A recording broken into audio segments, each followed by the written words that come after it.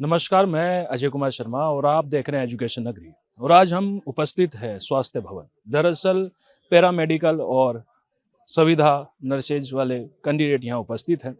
काफ़ी समय से मांग कर रहे हैं कि संविदा पर हम हैं तो हमें परमानेंट किया जाए। उसी के चलते इनकी एक जंग है, वो काफ़ी समय से ये लड़ते हैं। आज इन्होंने खून से पत्र लिखने की एक प्रक्रिया चलाई है ताकि सरकार इनकी बातों को बड़ी गहनता के साथ समझ सके और महसूस कर सके कि आखिरकार ये लोग अब किस स्थिति में अपने आप को देखते हैं। इसी के चलते लोग आज सभी उपस्थित हुए हैं और ये लगातार सभी आप देख पा रहे होंगे कि अपने खून से इन्होंने सबने पत्र लिखा है और ये पत्र अब सरकार के पास जाने वाला है। तो मैं सबसे पहले बातचीत करना चाहूँगा कि ये लोग आज जो एकत्रित हुए, इनकी लोगों की मांग क्या है और किस संदर्भ में आज ये आए हैं। हम आए कि हमारे ये मेरिट और बेसिस पे भर्ती निकले और हम जो लघु वेतन पे यहाँ काम कर रहे हैं, इसलिए सरकार से यही निवेदन है कि हमारी जल्दी से जल्दी विज्ञप्ति जारी करे और मेरिट बेस से विज्ञप्ति जारी करे। अच्छा, कितने समय से आप अपनी सेवाएं दे रहे हैं? मैं 4-5 साल से सेवा दे रहा हूँ जेके लोन हॉस्पिटल में। अभी तक सरकार का कुछ रवैया नहीं हो रहा है और सरकार पिछली सरकार ने कुछ कंपनी वो की थी, उसमें भी कुछ वो नहीं हुआ। तो मतलब दोनों सरकार से आप अभी तो नाराज ही हैं, फिलहाल दोनों सरकार नहीं सुन पा रही है। हाँ, दोनों, पिछली भी नहीं सुनी और ये अभी भी नहीं हुआ। तो सरकार से यही है कि जल्दी से जल्दी मेरिट बेस पे विज्ञापन जारी करे। और भी यहाँ पे कैंडिडेट है, इनसे भी बातचीत करते हैं। आज आपने खून से पत्र लिखा, तो किसको आज आप पत्र लिख रहे हैं? हम चिकित्सा मंत्री और मुख्यमंत्री दोनों को लिख रहे हैं। हम अवगत करा रहे हैं कि हमें 10, 20, 30 मेरिट बोनस से भर्ती के लिए हम लोग आए हैं यहाँ पे और इसलिए उनको ये दे रहे हैं कि जो उन्होंने 1965 वाला संशोधन है वो होना नहीं चाहिए। पूर्व की जैसे वैकेंसी 2013, 18 और 23 में उसी आधार पर हमें भी परमानेंट करे गवर्नमेंट। और भी लोग यहाँ उपस्थित है, वो दरअसल अपना खून से लेटर लिख रहे हैं। आप देख पा रहे होंगे काफ़ी संख्या में लोग यहाँ उपस्थित है। तो आइए और से भी हम बातचीत करते हो, जानते हैं कि आज का जो ये इकट्ठे हुए हैं, जिस संदर्भ में आज इकट्ठे हुए हैं, पैरामेडिकल और संविदा वाले नर्सेज वाले स्टाफ वाले कैंडिडेट आज इकट्ठे हुए हैं, उन सभी से बातचीत करते हैं और जानते हैं आज के प्रकरण के बारे में।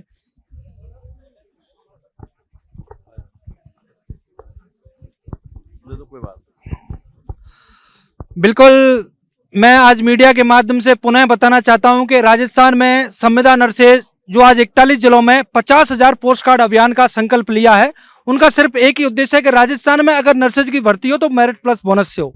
उसका सबसे बड़ा कारण है कि संविदा नर्सेज जो अपनी सेवाएं लगातार अल्प वेतन में, मैं कहूं 7,900 रुपये में पिछले 5 से 10 सालों से काम कर रही है और उनको जीवन में ये उम्मीद होती है कि इतने अल्प वेतन में काम करने के बाद हमें 3 साल का बोनस अंक दिया जाएगा, प्लस हमारी मेरिट बनाकर भर्ती निकाली जाएगी, तब हमें 10 साल बाद नियमित करने का मौका मिलेगा। पूर्ववर्ती सरकार ने नर्सेज भर्ती 2013, 2018, 2023 में भी इसी तरह से राजस्थान के लगभग 40 से 45 हजार नर्सेज को नियमित करने का कार्य किया। तो वर्तमान में जो संविदा कर्मचारी हैं, इसी उम्मीद से अल्प वेतनमान में कार्य करते हैं कि उन्हें भी एक दिन नियमित होने का मौका मिलेगा। लेकिन विभाग में जिस तरह की चर्चा है, विभाग में जिस तरह की फाइल चलाई जा रही है कि 1965 के नियमों को बदला जाएगा, अगर 1965 के नियमों को बदलकर एग्जाम से कराने का निर्णय विभाग लेता है तो कहीं ना कहीं राजस्थान के लगभग 20,000 संविदा नर्सेज पर एक कुटाराघात या उनके साथ विश्वासघात करने जैसी स्थिति है। मैं राजस्थान के मुख्यमंत्री जी से कहना चाहूंगा कि संविदा नर्सेज जो राजस्थान की चिकित्सा व्यवस्था का ढांचा है, उसको चलाने में वो अपना पूर्ण समय देते हैं। 108 के कर्मचारी जो 24 घंटे की सेवा अपनी 108 में देता है, या प्लेसमेंट एजेंट्स का कर्मचारी जो 7,900 रुपये में अपनी सेवाएं दिन रात चिकित्सा व्यवस्था चलाने में देता है, वो कब परीक्षा तैयारी करने का उसको समय मिलेगा? अगर परीक्षा से आपको राजस्थान में भर्ती करानी है तो सबसे पहले संविदा प्रथा को बंद करना होगा। अगर संविदा प्रथा बंद हो जाती है तो राजस्थान में कोई भी संविदा कर्मचारी मेरिट प्लस बोनस से भर्ती की मांग नहीं करेगा। अगर जब तक संविदा जिंदा है, अल्प वेतन जिंदा है, तो राजस्थान में आपको नियमित करने के लिए 1965 नियम 19B के तहत ही संविदा को नियमित करने के लिए मेरिट प्लस बोनस से ही भर्ती निकालनी पड़ेगी। यही राजस्थान की संविदा नर्सेज को मंजूर है। अगर आपका विभाग ऐसा करने पर कहीं ना कहीं अपनी संदिग्ध स्थिति प्रकट करता है तो राजस्थान के संविदा नर्सेज को और उनके साथ ही नियमित नर्सेज साथियों को राजस्थान में आंदोलन के लिए मजबूर होना पड़ेगा। आज पोस्ट कार्ड अभियान के माध्यम से जैसा कि आपको भली बात ही ज्ञात है कि पोस्ट कार्ड अभियान पर पेन से नहीं लिखा जा रहा।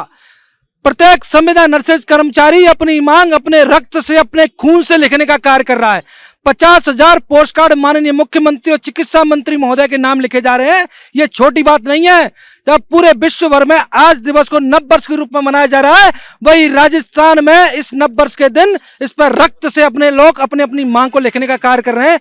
माननीय मुख्यमंत्री महोदय, गिरिराज जी की कृपा आप पर है और आपने राजस्थान की सरकार को, राजस्थान के जनप्रतिनिधियों को, राजस्थान की जनता को 2 साल तक संभाला है। तो राजस्थान के 20,000 कर्मचारी आपसे वही मांग कर रहे हैं जो परसों से आप करते आ रहे हैं। रास्ता बना हुआ है, सिर्फ आपको भर्ती विज्ञापन जारी करना है और इन 20,000 परिवारों के कम से कम लाखों परिवार इनसे जुड़े हुए हैं, उनमें भी खुशियों का दीपक जलने का एक ही मौका इनको मिल पा रहा है। मैं इस चैनल के माध्यम से, मीडिया के माध्यम से गुहार करना चाहता हूं कि माननीय मुख्यमंत्री महोदय, आप इन संविदा कर्मचारियों के शोषित वर्ग को, आप इस संविदा से, इस शोषित वर्ग से इनको मुक्ति दिलाने का कार्य करें और आपके बजट सत्र से पूर्व ही राजस्थान सरकार में कम से कम 10 से 12,000 नियमित नर्सिंग ऑफिसर की और 7 से 8,000 एएनएम महिला स्वास्थ्यकर्ताओं की भर्ती जारी करने का, अतिशीघ्र भर्ती विज्ञापन जारी करने का प्रयास करें। मैं आपको विश्वास दिलाता हूं कि राजस्थान के समस्त संविदा नर्सेज और समस्त नौजवान साथी पूर्व में भी आपके साथ थे और वर्तमान में भी आपके साथ और भविष्य में आने वाली सरकार में भी आपके साथ हैं। इसका भी हम संकल्प आपके सामने, आपके समीक्षी होंगे। लेकिन हमारी एक छोटी सी मांग है, उसको पूरा करने के लिए आप थोड़ी सी परेशानी कर अपने कष्ट में अपने विभाग के अधिकारियों को कहें। निश्चित रूप से मुझे विश्वास है कि आप ऐसा काम जरूर करेंगे, क्योंकि मानव सेवा और संविदा और दल और शोषित वर्ग कहीं ना कहीं आपकी सबसे बड़ी प्राथमिकता रहा है और आप इस बार भी इसको प्राथमिक रूप से लेते हुए इस भर्ती विज्ञापन को मेरिट प्लस बोनस से जारी करवाने का कार्य करेंगे। मैं उम्मीद करता हूं कि राजस्थान में नर्सेज के लिए इससे बड़ा तोहफा इस सरकार में और इस वर्ष में कोई हो नहीं सकता। तो अतिशीघ्र आप मेरिट प्लस बोनस से भर्ती विज्ञापन जारी करवाने का प्रयास करें। बहुत बहुत धन्यवाद होगा आपका, बहुत बहुत आभार होगा। समस्त राजस्थान में खुशियों के दीपक जलेंगे और राजस्थान में लाखों परिवार आपको दुआएं देंगे। साफ जाहिर होता है कि रक्त से अगर किसी को पत्र लिखा जाए तो वो कितना संघर्ष उन्होंने किया होगा, उस संघर्ष से वो गुजरे होंगे। इसी के चलते मैं पूछना चाहूंगा इनसे कि आखिरकार जो रक्त से आप पत्र लिख रहे हैं, तो ऐसी कौन सी नौबत आ पड़ी कि इतनी जो संघर्ष आपको करनी पड़ी? आपके चैनल के माध्यम से मैं ये बताना चाहता हूँ कि पिछले महीने स्वास्थ्य विभाग द्वारा एक पत्र जारी किया गया, एक आदेश निर्देश जारी हुए, जिसमें ये हमें पता लगा कि आगामी जो भर्तियां हैं उसके लिए ये विभाग नियम संशोधन की प्रक्रिया चालू की है।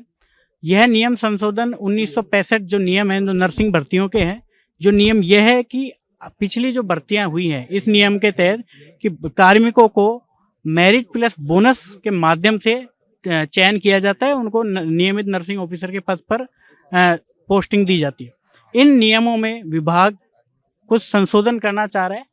ये हम संविदा निविदा नर्सिंग कार्मिकों के लिए बिल्कुल भी न्यायोचित नहीं है, क्योंकि पिछले 5 से 10 सालों में से लगातार 8,000 के वेतन में ये कार्मिक 24/7 अपनी सेवाएं आमजन को प्रदान कर रहे हैं, सर्वोत्तम सेवाएं आमजन को प्रदान कर रहे हैं। कई हमारे साथी उम्र के उस पड़ाव पे हैं कि अब उनको बिल्कुल भी ये नहीं है कि कब उनकी उम्र ओवरेज हो जाए। कई हमारे साथी ऐसे हैं जिनको पिछले भर्तियों से वंचित चल रहे हैं।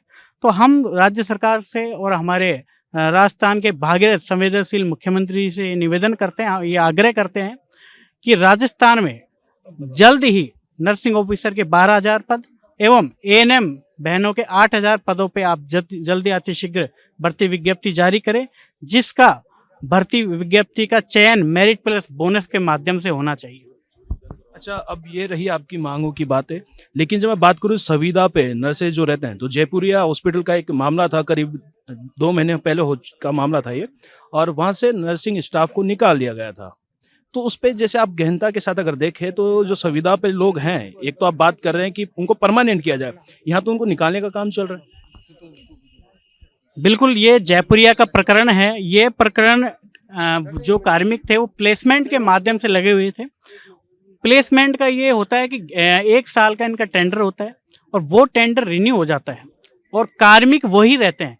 पर मैं कहूँ कि ये प्लेसमेंट का या अधिकारियों का क्या मिली भगत है, क्या पता नहीं ये मैं कहूँ किस तरह का फर्जीवाड़ा है कि उन कार्मिकों को बदल दिया जाता है, जो कि नहीं होना चाहिए। कार्मिक पुराने रहने चाहिए। ये जवाब आप वहाँ के चिकित्सा अधिकारी महोदय से लें। बिल्कुल।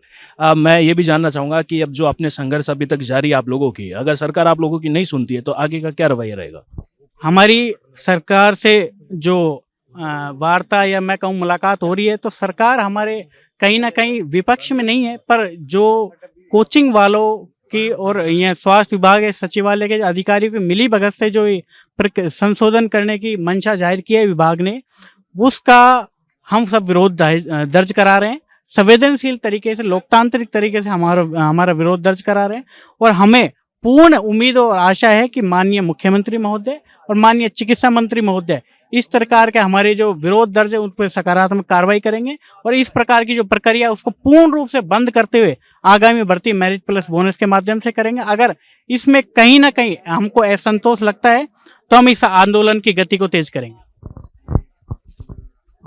तो देखा आपने, ये लोग हैं, ये वो नर्सेज के लोग हैं जो संविदा पे पैरामेडिकल के कैंडिडेट हैं, जो आज खून से, अपने रक्त से सरकार को पत्र लिख रहे हैं, यानी कि मुख्यमंत्री को लेटर लिख रहे हैं। आप देख पा रहे होंगे कि खून से लिखे गए सभी पत्र हैं जो मुख्यमंत्री के पास जाने वाले हैं। पैरामेडिकल और संविदा पे होने वाले लोगों को अब परमानेंट किया जाए, ये मांग लगातार तेज हो रही है। उसी के चलते ये पत्र लिखा जा रहा है। तो स्थिति कुछ ऐसी बनी हुई है कि काफ़ी समय से इनका संघर्ष जारी है। पैरामेडिकल और संविदा पे जो कैंडिडेट हैं उनकी ये संघर्ष लगातार जारी है और अब देखना ये होगा कि सरकार इस पे क्या अपनी प्रतिक्रिया करती है। संघर्ष तो काफ़ी समय से जारी है और ये शायद अब ये संघर्ष का अंतिम पड़ाव भी हो सकता है। फिर इसके बाद तो एक विरोध प्रदर्शन ही काफ़ी आखिरी पड़ाव नजर आता है, क्योंकि जब एक कैंडिडेट अपने रक्त से, अपने खून से पत्र लिख रहा है, इससे बड़ी बात कुछ नहीं हो सकती। लेकिन अब देखना ये होगा क्या इनकी मांगे जो लगातार बढ़ती जा रही है, आवाज़ तेज बुलंद कर रहे हैं, क्या सरकार के कान तक पहुंच पाती है और सरकार क्या प्रतिक्रिया करती है।